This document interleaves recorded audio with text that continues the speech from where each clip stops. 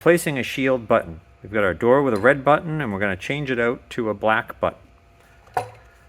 In the back we have the tab coming off the button with a single screw. You're going to need a P0 or P1 Phillips screwdriver.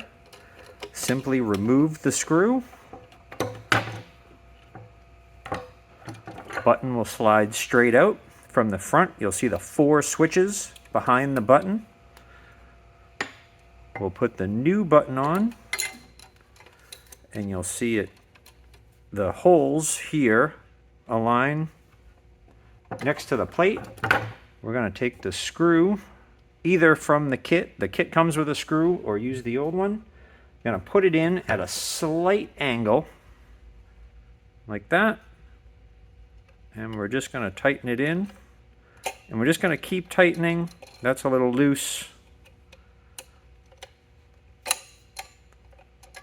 Till the button isn't pressed, so it's not pulling against the switches, but there's not a ton of play.